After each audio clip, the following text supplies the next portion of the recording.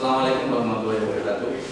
Anak-anakku calon penerus generasi emas, generasi muda yang terpilih sebagai ketua OSIS, saya ucapkan selamat. Kemudian yang kedua, saya ucapkan juga kepada perwakilan kelas atau MPK yang senantiasa selalu mewakili aspirasi dari seluruh anggota OSIS yang ada di masing-masing kelas keluarga besar SMA Negeri 1 Jenangan.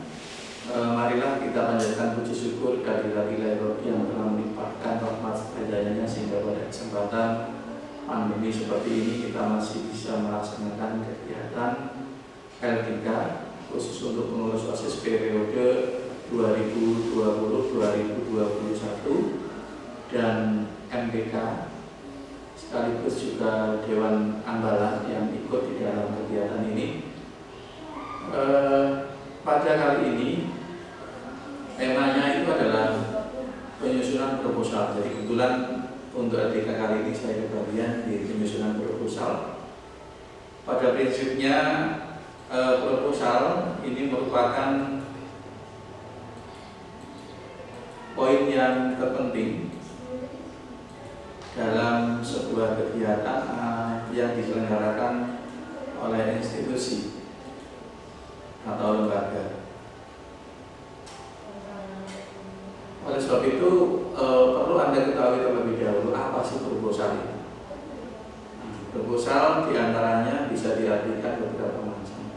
Namun dari sudut pandangnya, pada prinsipnya proposal itu adalah merupakan dokumen pengajuan kegiatan dari pihak luar kepada suatu organisasi atau dari seseorang yang secara hierarkis lebih rendah kepada orang yang lebih tinggi kewenangannya. Jadi misalkan kalau Anda membuat proposal diajukan kepada lembaga atau kepada instansi yang lebih tinggi di atasnya. Jadi OSIS kemudian membuat proposal kepada kepala sekolah yang tentunya melalui beberapa tahap, diantaranya ada pembina OSIS, kemudian mengetahui wakil kepala sekolah kesiswaan atau wakasek kesiswaan, baru kemudian ke kepala sekolah untuk mendapatkan persetujuan.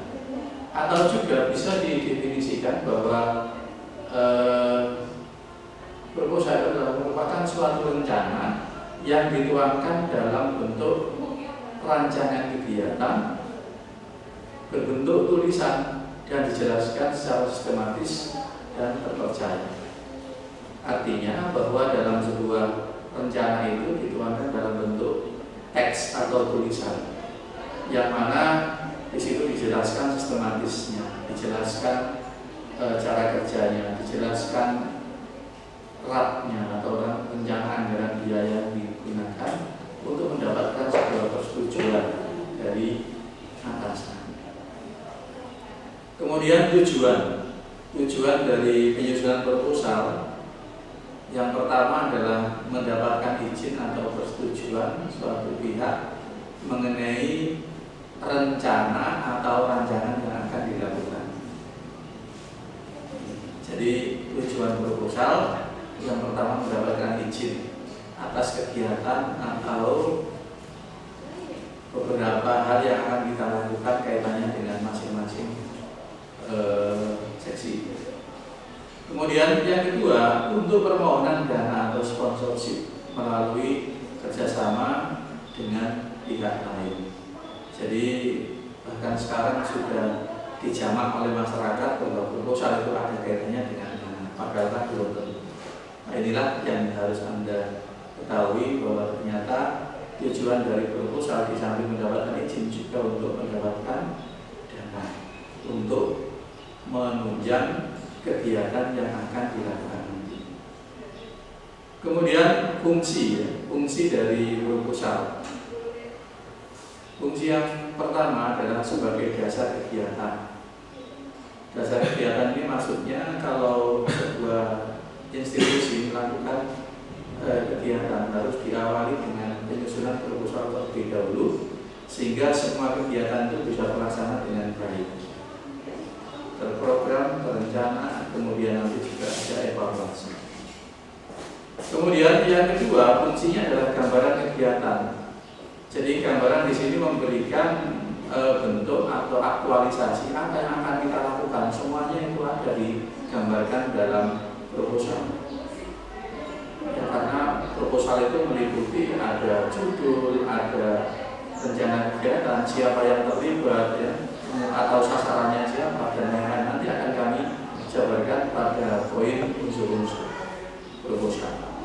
Kemudian yang ketiga, ini terkait dengan informasi detail. Jadi informasi detail yang dibutuhkan oleh orang lain terkait dengan orang yang kita ajak kerjasama. Jadi informasi detail apa yang akan kita lakukan, apa yang akan kita kerjakan, meliputi ruang dan waktu atau di tempatnya itu di mana dapat dilaksanakan, termasuk juga rencana anggaran. Itu ada informasi detail di sana. Kemudian yang berikutnya adalah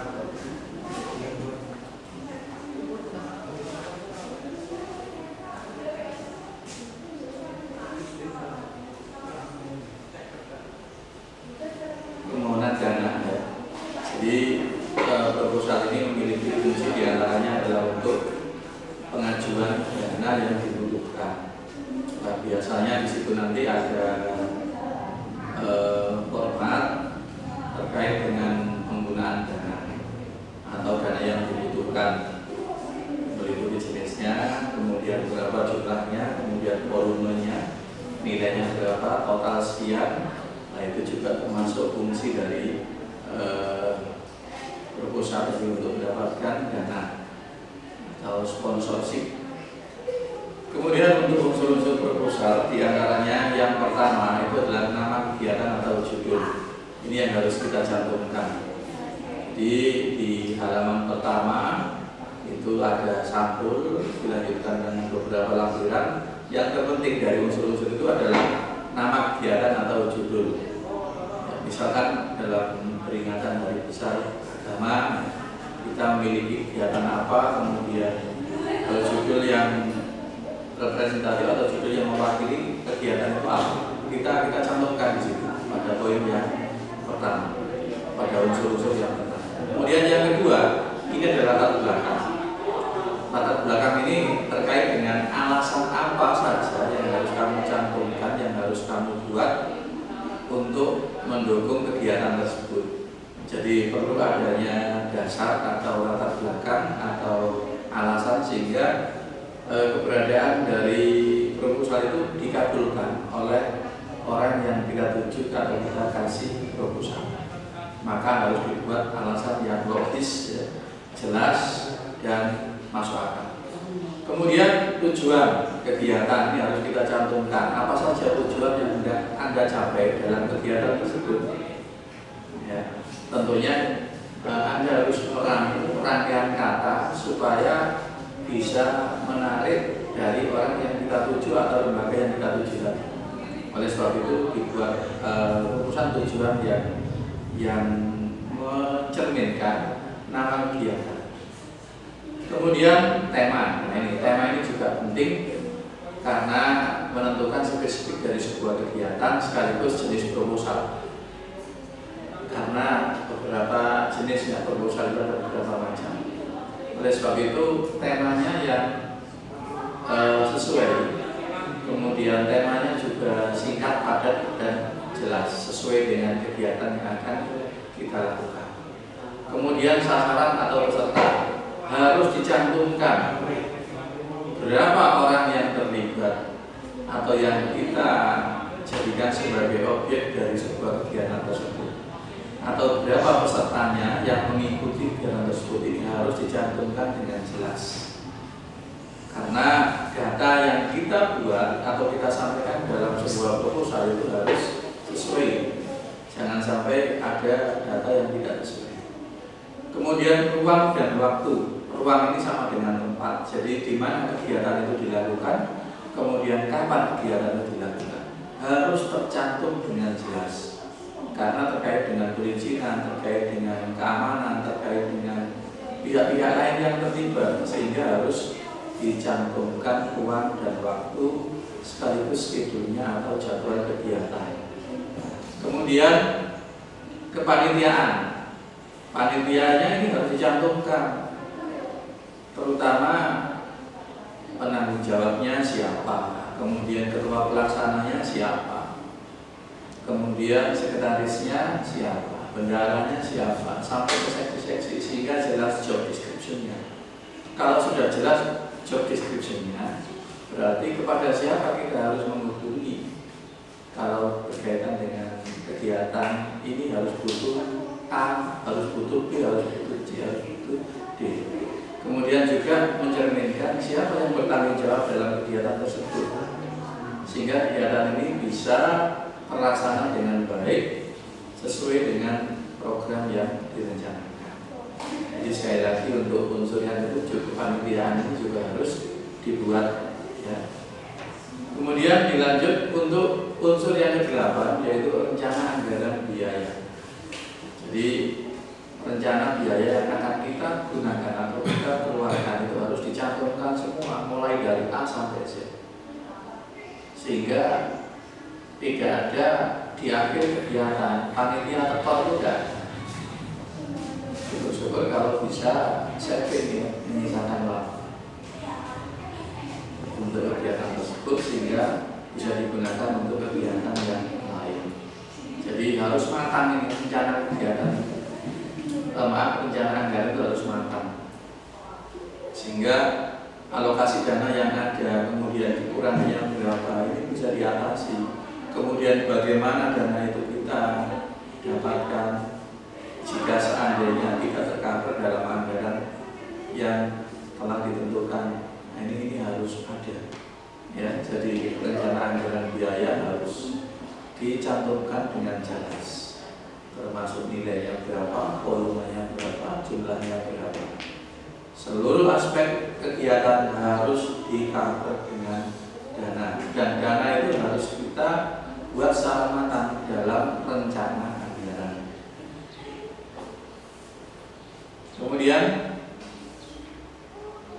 yang terakhir itu lampiran-lampiran. Jadi lampiran-lampiran nanti meliputi beberapa hal, diantaranya